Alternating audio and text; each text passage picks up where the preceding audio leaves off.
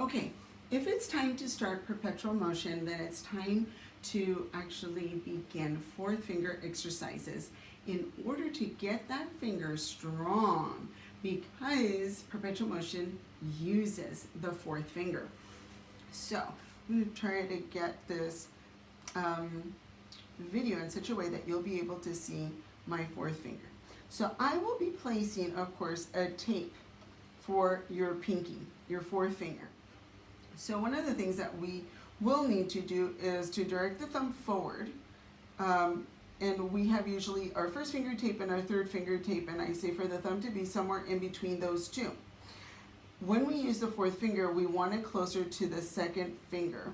So we bring the thumb closer this way, and really what we're doing is creating a tripod, all right? And the thumb is that third leg. We need to engage those proper muscles, and our fingers will get there, right?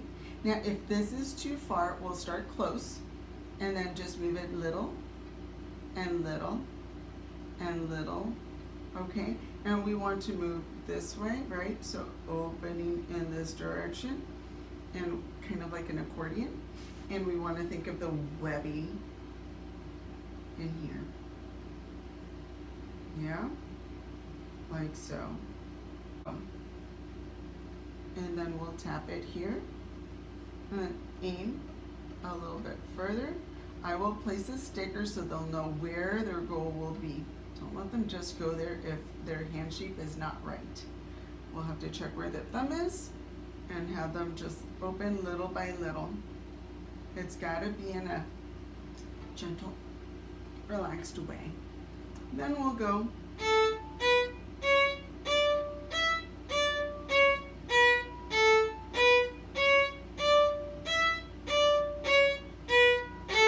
That's simple.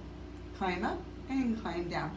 And we'll hear the intonation because we're expecting that E. Then we'll try it with the 4.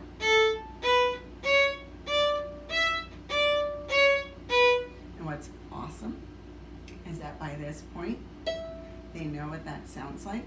And when their fourth finger doesn't hit it, they'll go. It's adorable to see. It really is. And you'll say, great job. You heard that wasn't right.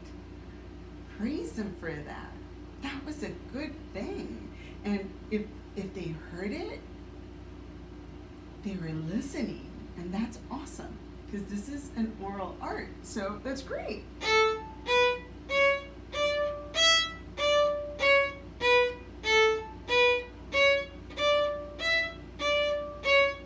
All right.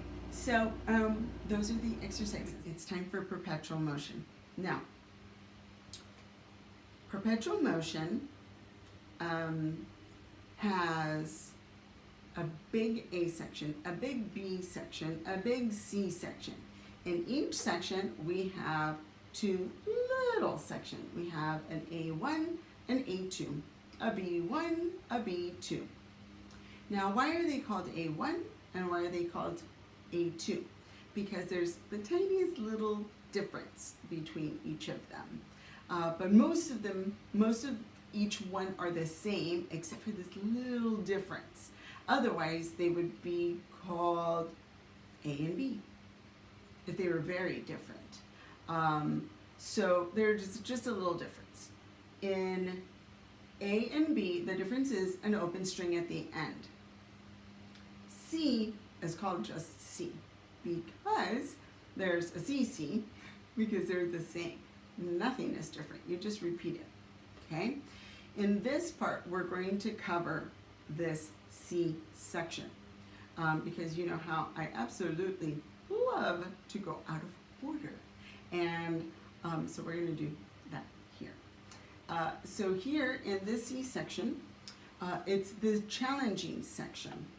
And so we want to cover this first so that we have the most time with it and get more comfortable, right? So the more time we spend with it, the more comfortable we're going to get.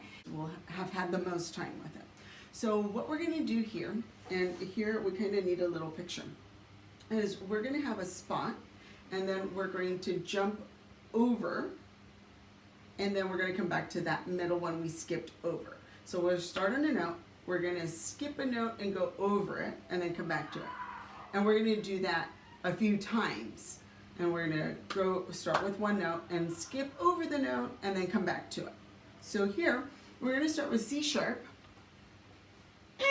and go to A. So if we went from C sharp to A, that means we skipped B. So we're going to play B twice to kind of say, sorry, we skipped you.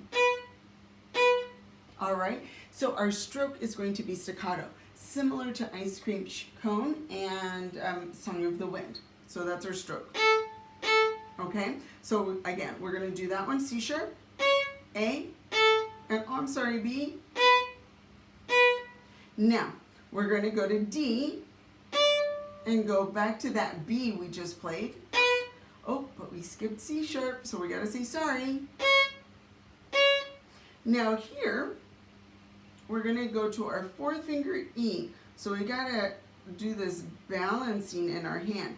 And depending on your hand, if you have my type of hand, our thumb has moved. You can see it wiping away back here. I'm balancing closer to my second finger so that I can curve my pinky.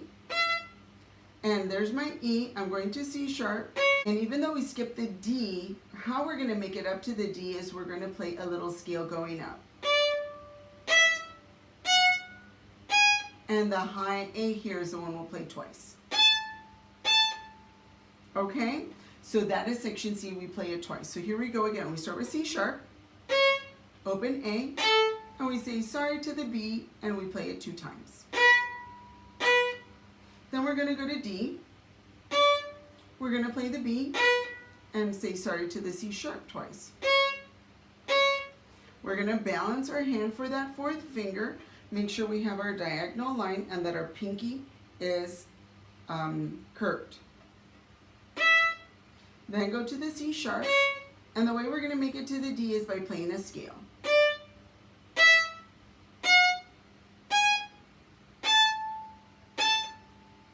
And that's section C. All right, so we're going to play that lots and lots and lots of times. So that's the introduction to that particular section.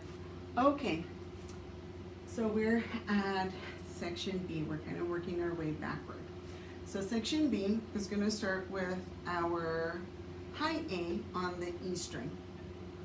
And you've been listening to it, so there are no shortcuts to Perpetual Motion. You've been listening and you know. We're going to be climbing down, and then there are some notes that are repeated, right? And we're all staccato, just like Song of the Wind and Variation B or Ice Cream Cone, which no doubt we have reviewed those in order to remember that our bow stroke is a stop-stop type of stroke. Here we go. Ready? Listen.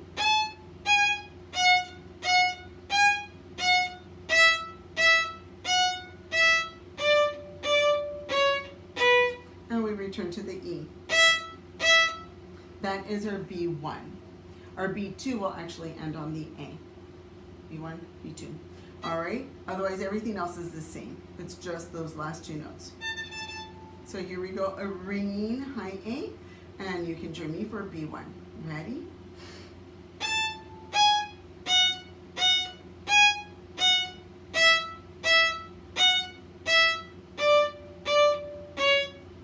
Roll back to the E. And all of this is cascading down. All right, let's try that one again. B1. Ready? High A set up. So we've got this pattern, right? 1, 2, 3 on the E. Deep breath.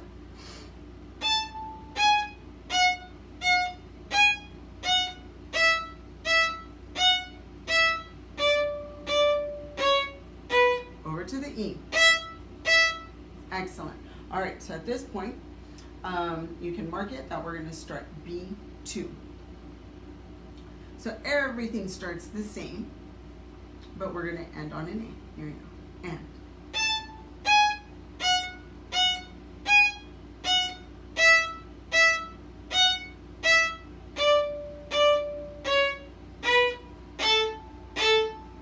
just like that, B2.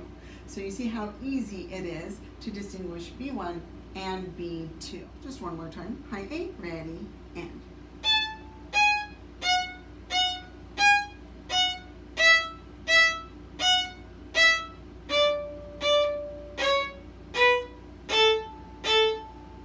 Great. All right, and we're set up for section C.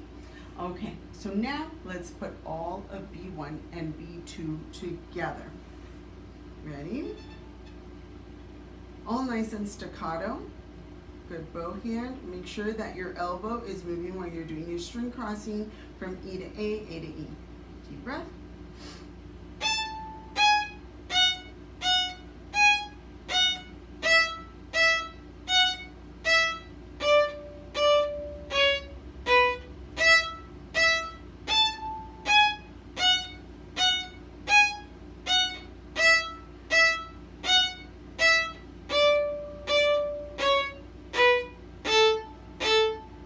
Excellent.